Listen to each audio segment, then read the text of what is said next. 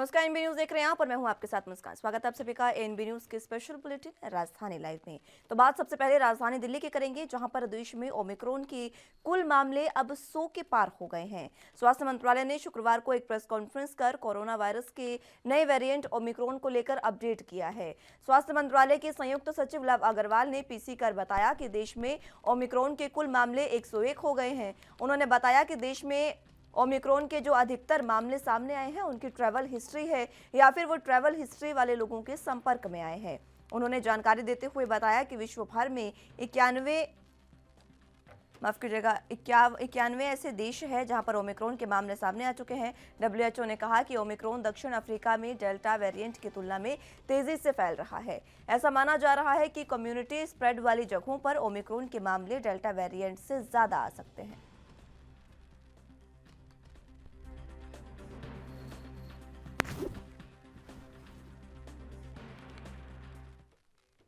इसी खबर पर ज्यादा जानकारी के लिए दिल्ली से संवाददाता राजीव तिवारी हमारे साथ जुड़े हुए हैं। राजीव, फिलहाल जिस तरीके से अब ये मामला सामने आया है, जब लगातार जो मामले हैं ओमिक्रॉन के वो बढ़ते जा रहे हैं, खुद स्वास्थ्य मंत्रालय ने भी मीडिया ब्रीफिंग में ये बातें कही है और आज ही हमने देखा कि दिल्ली से सटे बिल्कुल गाजियाबाद में भी 2 केस आए हैं ओमिक्रॉन के, क्या कुछ अपडेट?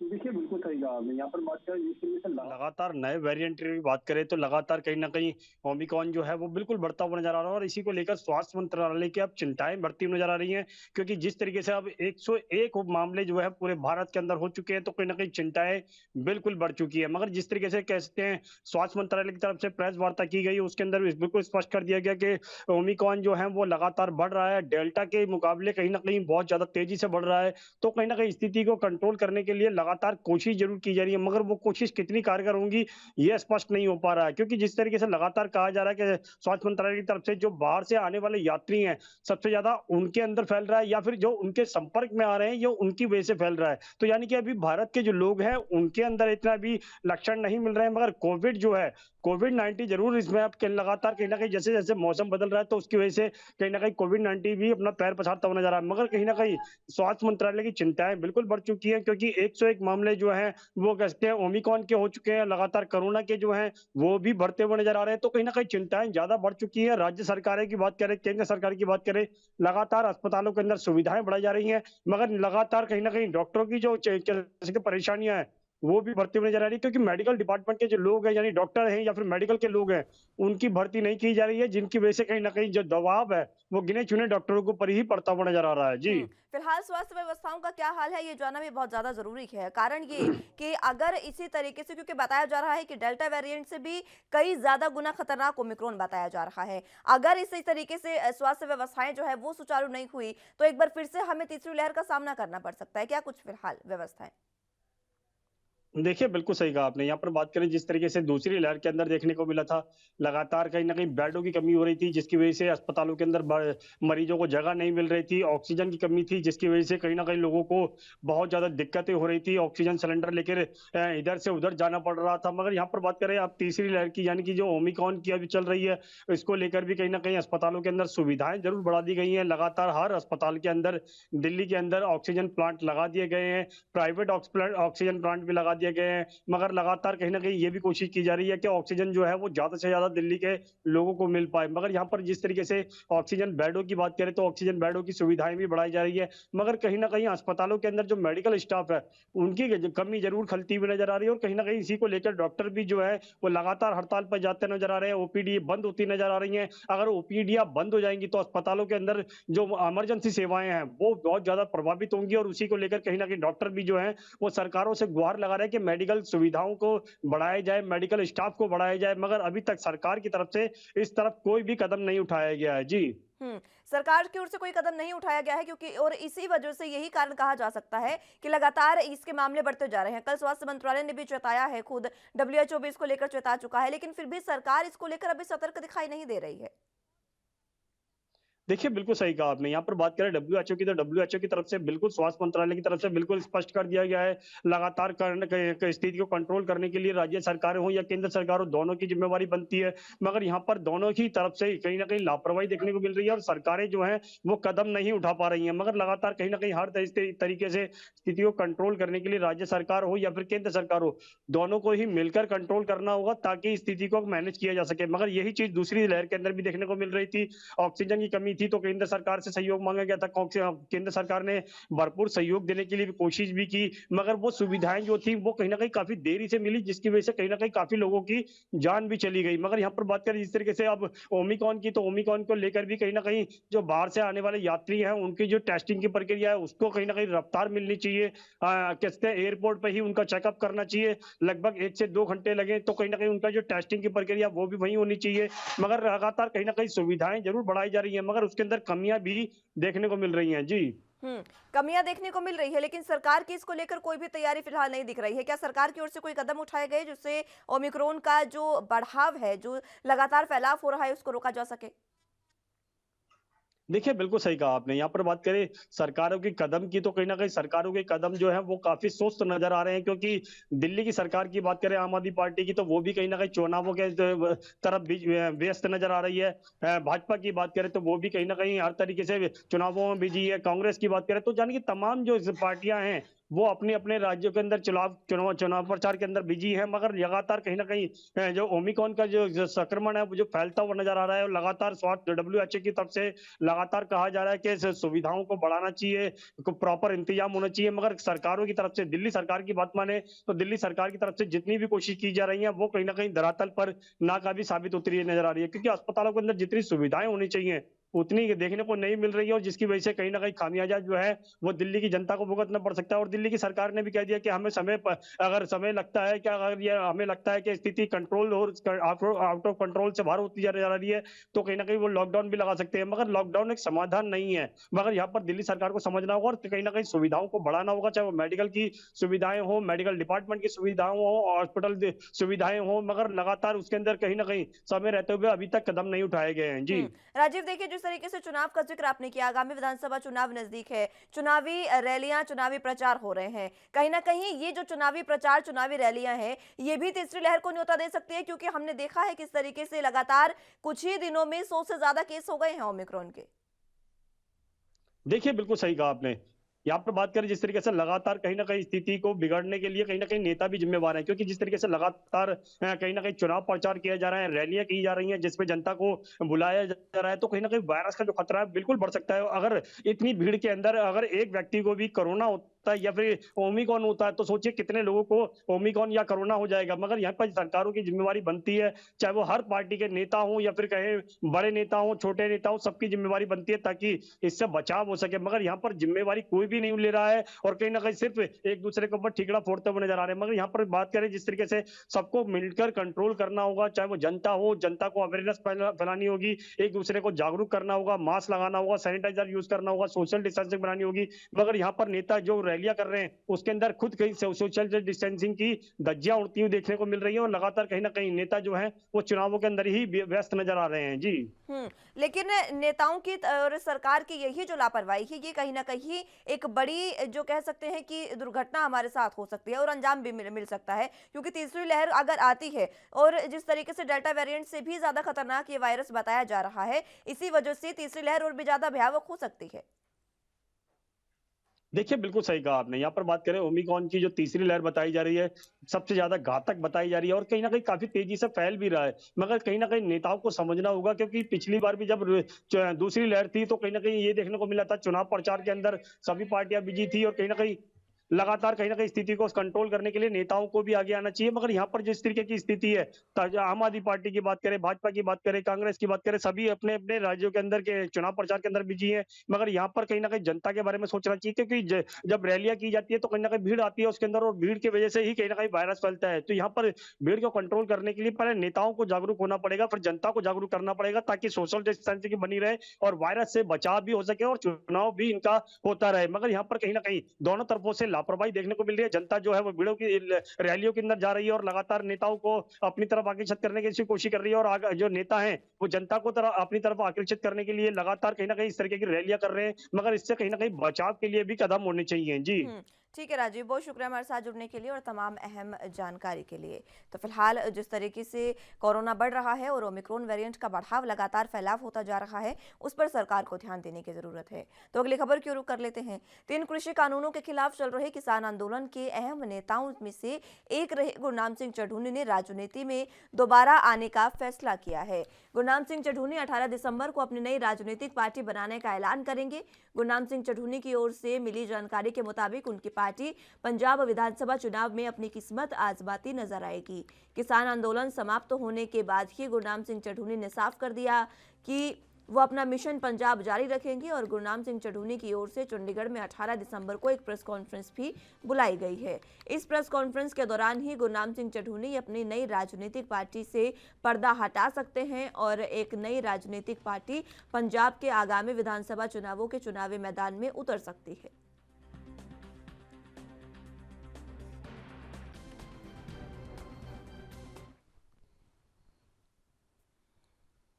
इसी खबर पर ज्यादा जानकारी के लिए चंडीगढ़ से संवाददाता अमित कुमार हमारे साथ जुड़ चुके हैं। अमित, फिलहाल जिस तरीके से लगातार कहा जा रहा था कि किसान जो है वो नहीं आएंगे राजनीति में, नहीं वो राजनीति के लिए आंदोलन कर रहे हैं, लेकिन जो लगातार आरोप लग रहे थे वही हुआ। अब खुद गुरनाम सिंह चढ़ूनी अपनी किस्मत आजमाते नजर आ रहे हैं आगामी विधानसभा चुनावों में।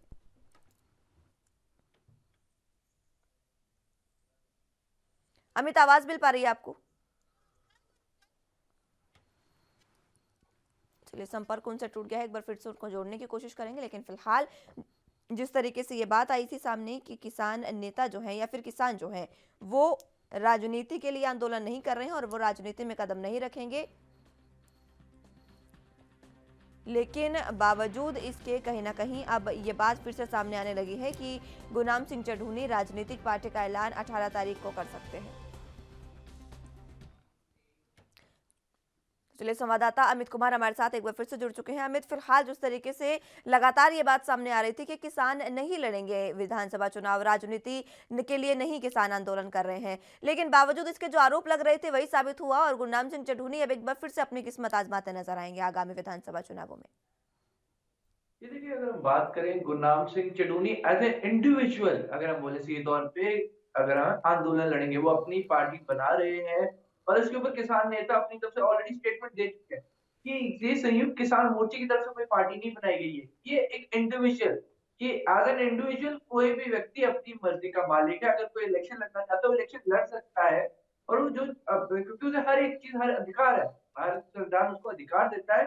और अगर कोई किसान नेता इलेक्शन लड़ना चाहता है तो वो खुद के तौर पे अकेले खुद को रिप्रेजेंट करते हुए इलेक्शन लड़ता है। पर देखिए, ध्यान देने वाली बात यह है कि गुरनाम सिंह चढ़ूनी, अगर हम उनकी की बात करते हैं तो वो भी हरियाणा बेस्ड है, पर वो इलेक्शन पंजाब में लड़ रहे हैं। तो सवाल ये उठता है कि अगर उनको इलेक्शन लड़ना ही था तो हरियाणा में क्यों नहीं इलेक्शन लड़ रहे, बल्कि पंजाब में आके लड़ रहे हैं। पर क्योंकि पंजाब में आके लड़ रहे हैं और पंजाब में किसानों का एक बहुत बड़ा मेजर इन्फ्लुएंस है, और हमें ये भी याद रखना होगा अभी तीनों कृषि कानूनों पे किसान जंग जीत के आए हैं, तो गुरनाम सिंह चढ़ूनी के द्वारा लाई जा रही पार्टी एक मेजर वोट बैंक ले सकती है, किसानों का एक बड़ा तबका उन्हें सपोर्ट कर सकता है। पर सवाल यह है कि कर सकता है या करेगा, इन दोनों में बहुत अंतर है। कि एक्चुअल में उन्हें सपोर्ट मिलेगा या नहीं, ये एक बहुत बड़ा सवाल है। क्योंकि राकेश टिकैत से भी जब इंक्वायरी पूछा गया था कि कई ऐसे नेताओं की अटकलें सामने आ रही है जो इलेक्शन लड़ सकते हैं, पार्टी बना सकते हैं, तो उन्होंने एक बहुत सीधा स्पष्ट आंसर दिया था, सवारी अपने सामान की खुद जिम्मेदार है।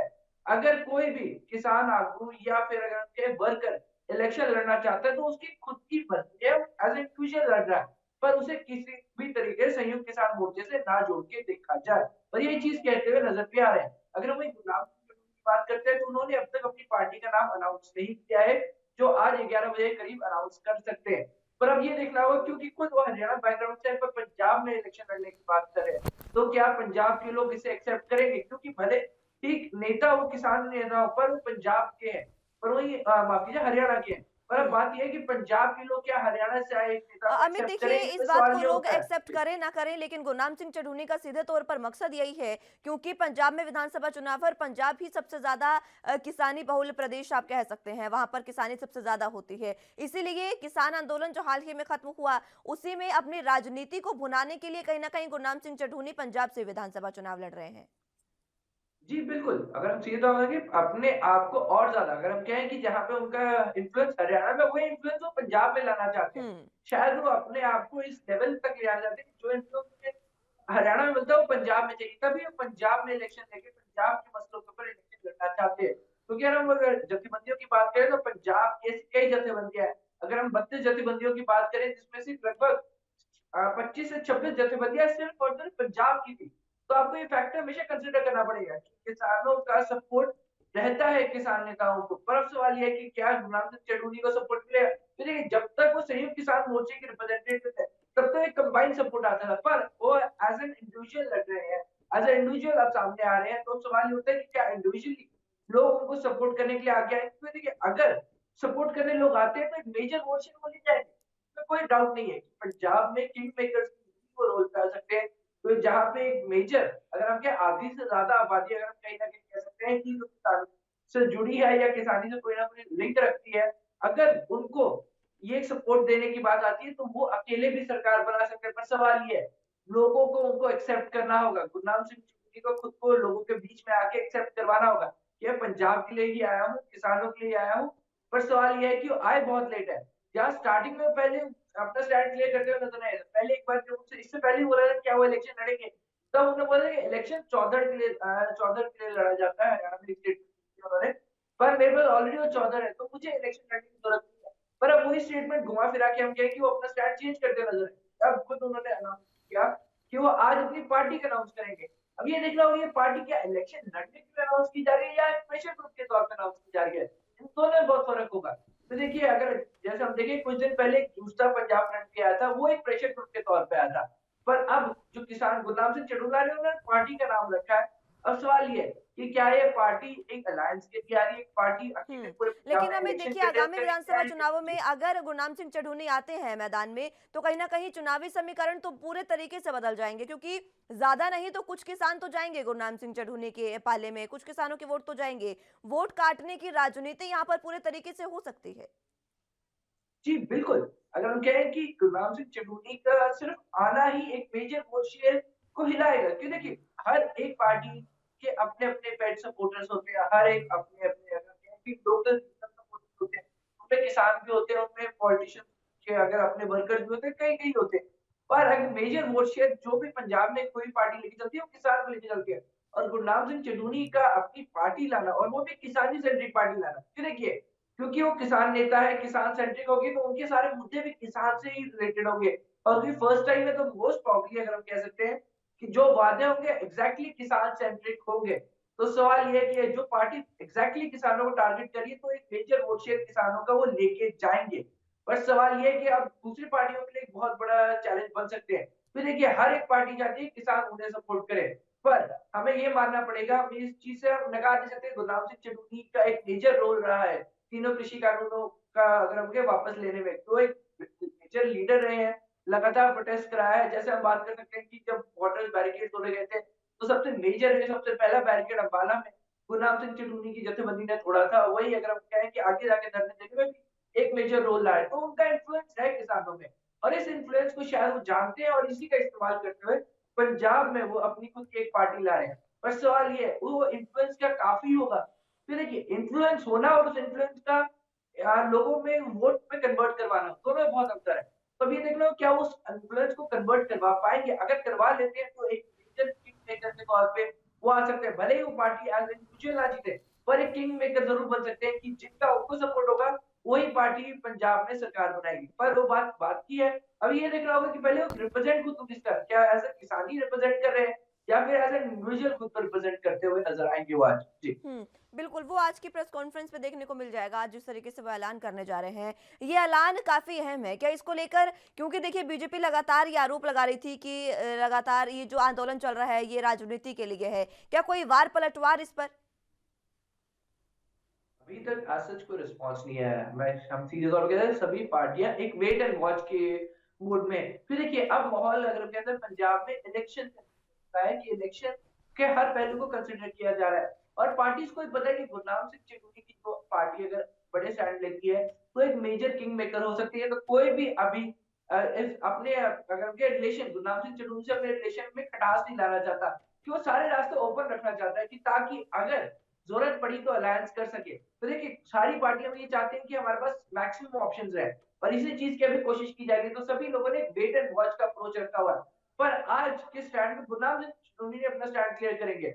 उनको अभी किसी से सॉफ्ट एंगल रखने की आप कहें कि एक सॉफ्ट टच की ज़रूरत नहीं है। वो अपना स्टैंड क्लियर कर सकते हैं और उस स्टैंड के बाद हमें दूसरी पार्टियों का भी अपने आप ही रिएक्शन देखने मिलेगा। अगर तो वो सरकार के खिलाफ होते हैं या फिर किसी स्पेसिफिक रीजन के खिलाफ होते हैं, तो हमें रिएक्शन तब क्लियर हो जाएँगे और किसके केस लड़ रहे हैं। पर अगर गुरनाम सिंह चिड़ूनी भी खुद का स्टैंड सबके लिए सॉफ्ट रखते हैं, तो हम ये समझ सकते हैं कि वो काफ़ी सोच समझ के अपनी पार्टी फ्लोट कर रहे हैं और उनका सीधा टारगेट इलेक्शन जीतना ही रहने वाला है।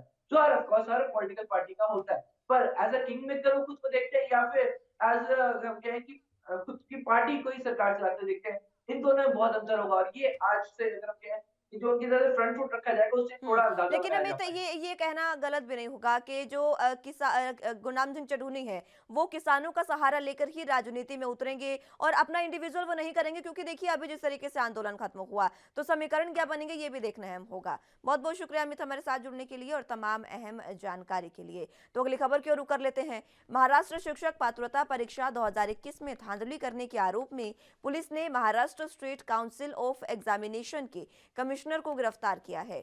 पुणे शहर के पुलिस कमिश्नर अमिताभ गुप्ता ने एक प्रेस कॉन्फ्रेंस में एमएससीई कमिश्नर तुकाराम सुपे की गिरफ्तारी की जानकारी साझा की है। उन्होंने बताया कि एमएससीई के कमिश्नर तुकाराम सुपे को पुणे पुलिस की साइबर सेल ने टीईटी परीक्षा में गड़बड़ी के आरोप में गिरफ्तार किया है।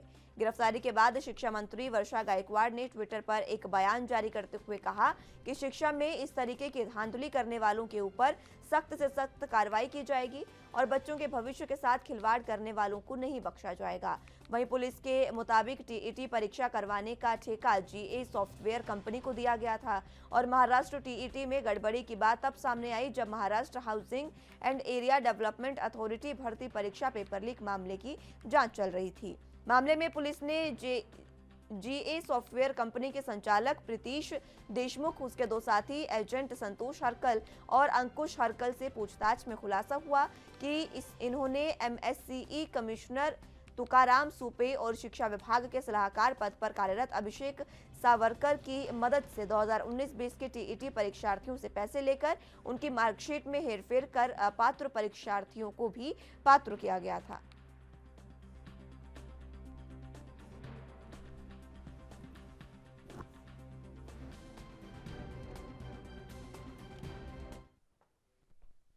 इसी खबर पर ज्यादा जानकारी के लिए मुंबई से संवाददाता मुरारी सिंह हमारे साथ जुड़ चुके हैं। मुरारी, फिलहाल जिस तरीके से महाराष्ट्र टीईटी परीक्षा को लेकर ये बड़ा खुलासा हुआ है, खुद कमिश्नर गिरफ्तार किए गए हैं, क्या कुछ अहम जानकारी? कहना है आपको बता दें कि जिस तरीके से एग्जाम को लेकर के जांच चल रही थी और उस जांच में जब एक के बाद एक नाम सामने आए और पूछताछ हुई तो उसमें जो नाम के खुलासे हुए थे बेहद चौंकाने वाले थे और यही वजह था कि पूरे पुलिस इस मामले में कोई लापरवाही नहीं करना चाहती थी और जिसके बाद पुणे पुलिस कमिश्नर अमिताभ गुप्ता ने खुद इस मामले में प्रेस कॉन्फ्रेंस करते हुए उन्होंने बताया कि जिस तरीके से हालात एग्जाम को लेकर जांच चल रही थी उसमें जो स्टेटमेंट मिले थे, जो सबूत मिले थे, उस आधार पर हमने एजुकेशन डिपार्ट के जो कमिश्नर हैं तुकाराम सुपे उन्हें गिरफ्तार किया गया है। जी मुस्कान। उन्हें गिरफ्तार किया गया, उसके बाद पूछताछ भी उनसे की गई है, क्या कुछ अहम जानकारी कोई निकल कर सामने आई मुरारी? देखिए मुस्कान, अगर जानकारी की बात करें तो जो कुछ गिरफ्तारी हो रही है, जो कुछ खुलासे हो रहे हैं, वो बेहद चौंकाने वाले हैं, क्योंकि 2019-2021 के एग्जाम के घोटाले हुए थे और इसमें करोड़ों रुपए के हेर-फेर किए गए थे। पुलिस कमिश्नर के प्रेस कॉन्फ्रेंस में साफ तौर पर कहा गया कि 80 लाख रुपए से ज्यादा कैश और जेवरात जब्त किए गए हैं, जबकि 10 लाख रुपए से अधिक के इलेक्ट्रॉनिक सामान जब्त किए गए हैं और इसमें और भी आगे चलकर नाम आ सकते हैं और भी गिरफ्तारियां हो सकती हैं। और इसमें जो सबसे बड़ी बात कही जा रही है कि जो एजुकेशन डिपार्ट के जो कमिश्नर थे तुकाराम सुपे, उनके नेतृत्व में, उनकी जानकारी में बाकायदा ये सारी चीज हुई है और रिपोर्ट से बहरहाल पुलिस इस पूरे मामले में जांच कर रही है और इस जांच में मुरारी, फिलहाल और देखिए इस जिस जांच तरीके में से और ये कितने टीईटी लोग परीक्षा का आएंगे। मामला सामने आया था, टीईटी परीक्षा लीक होने का मामला, इसमें सीधे तौर पर बच्चों के भविष्य के साथ खिलवाड़ किया गया है। अब इस पर महाराष्ट्र में महाविकास आघाड़ी सरकार का क्या कुछ रुख है? मुस्कान, देखिए जैसे ही गिरफ्तारी के बाद पुणे के कमिश्नर अमिताभ गुप्ता ने प्रेस कॉन्फ्रेंस किया, उसके बाद वर्षा मंत्री शिक्षा गायकवाड़ ने ट्विटर के जरिए एक वीडियो जारी करते हुए कहा कि बच्चों के भविष्य के साथ खिलवाड़ करने वालों को नहीं बख्शा जाएगा, उनके ऊपर सख्त कार्रवाई की जाएगी। अब सवाल ये उठ रहा है मुस्कान कि अगर पुणे, जो महाराष्ट्र की सबसे बड़ा एजुकेशन और हेल्थ को लेकर के हब माना जाता है, वहां इतनी बड़ी धांधली हुई है, तो अन्य जिलों की स्थिति क्या होगी? क्या एजुकेशन को लेके और इस घोटाले के सामने आने के बाद शिक्षा मंत्री और तमाम संस्थानों की जांच कराएंगे? ऐसे भी अब सवाल खड़े हो रहे हैं मुस्कान। फिलहाल जिस तरीके से ये सवाल खड़े हो रहे हैं, ये सवाल उठना लाजमी भी है, क्योंकि बच्चों का भविष्य वाकई दांव पर है। इतनी इतनी संख्या में, लाखों की संख्या में बच्चे जब इस तरीके से परीक्षा देते हैं, उसके बाद अगर पेपर लीक हो या फिर ये तमाम चीजें हो, तो बच्चों का भविष्य आखिर कहाँ जाएगा? जी, बिल्कुल सही कहना है मुस्कान, और वो भी संस्थान के जिम्मेदार लोग ही अगर इस तरीके के भ्रष्टाचार को अंजाम दे रहे हों, तो इससे बड़े दुर्भाग्य की बात क्या हो सकती है? अगर कोई हैकर या कोई कर्मचारी अगर इस तरीके की घटना को अंजाम देता तो उसे समझा जा सकता, लेकिन कमिश्नर लेवल के पद पर होते हुए और खुद जो कंपनी को इस्तीका एग्जाम का मिला था, उनके मालिक प्रतीश देशमुख तक का इन्वॉल्वमेंट है, उनसे भी पूछताछ की गई है। तो सवाल ये उठ रहा है कि जब संस्थानों के जिम्मेदार लोग खुद भ्रष्टाचार को अंजाम दे रहे हैं, तो छोटे तबके के लोगों में भ्रष्टाचार क्यों नहीं बढ़ेगा? और बच्चों के जो एजुकेशन है, जो पढ़ाई है, उनके साथ अगर शिक्षक इस तरीके का व्यवहार करते हैं, तो इनसे आगे क्या उम्मीद रखा जाए? जी मुस्कान। बिल्कुल, और इसमें सरकार को सीधे तौर पर संज्ञान लेने की जरूरत है मुरारी, क्योंकि सरकार अगर संज्ञान इसमें तुरंत प्रभाव से नहीं लेती तो बच्चों का भविष्य आगे भी इस तरीके से ही अंधकार में जाता रहेगा। क्योंकि लगातार हमने देखा है, आप किसी भी राज्य में उठा लीजिए, अगर पेपर लीक मामला एक बार शुरू हुआ तो वो लगातार होता रहता है। इन चीजों को रोकने की जरूरत है। जी मुस्कान, बिल्कुल इन्हें रोकने की जरूरत है। महाराष्ट्र महाविकास सरकार इस पूरे मामले में महाविकास आघाड़ी सरकार को एक बैठक कर इन तमाम संस्थानों की जांच करनी चाहिए, ताकि आने वाले भविष्य में इस तरीके के पेपर लीक के मामले ना आए। इतने बड़े लोगों की गिरफ्तारी हुई है, सवाल उठता है कि क्या कार्रवाई होगी? क्या इन्हें सबक दिया जाएगा कि जिससे आने वाले समय में इस तरीके के पेपर लीक के मामले सामने ना आए? ऐसे में शिक्षा मंत्री वर्षा गायकवाड़ ने भले ही सोशल मीडिया से जरिए अपना बयान रखा हो कि जो भी गिरफ्तारी हुई है उनके ऊपर सख्त कार्रवाई होगी, लेकिन ऐसे में जिन बच्चों के भविष्य खराब हुए हैं, जिन्हें पैसे लेकर के फर्जी मार्कशीट तैयार की गई है, जिन्हें अपात्र को पात्र किया गया है, ऐसे तमाम लोगों की क्या जांच होगी, क्या शिनाख्त होगी? और क्या अगर किसी पद पर वो इस जरिए पहुंचे होंगे तो क्या निलंबन किया जाएगा? ऐसे सवालों पर अब शिक्षा मंत्री का क्या रुख होगा, ये इंतजार करना होगा। उसका बिल्कुल, ये देखना भी काफी अहम होगा मुरारी। बहुत शुक्रिया हमारे साथ जुड़ने के लिए और तमाम अहम जानकारी के लिए। तो फिलहाल जिस तरीके से ये मामला सामने आया है, काउंसिल में कमिश्नर को गिरफ्तार किया गया है, उनसे क्या कुछ अहम जानकारी निकलकर सामने आती है, ये देखने वाली बात होगी। फिलहाल के लिए राजधानी लाइव में मेरे साथ बस इतना ही। तमाम अहम खबरों के लिए आप देखते रहिए एनबी न्यूज। नमस्कार।